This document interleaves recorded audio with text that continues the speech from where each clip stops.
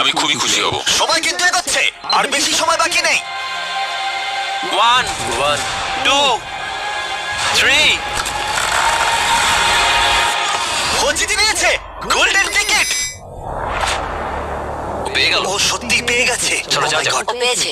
দেখো, এরপরেও ওরা না চাইলে হাত নাও তুলতে পারে। এটা ওদের সিদ্ধান্ত। তোমার আর এই জেটের মাঝখানে বাধা ওদের সিদ্ধান্ত, আর ওরা এখনো হাত রেখে দিয়েছে। ওরা কি হাতটা সরিয়ে নেবে? আর কয়েক সেকেন্ড বাকি আছে, সিদ্ধান্ত এবার নিতে হবে।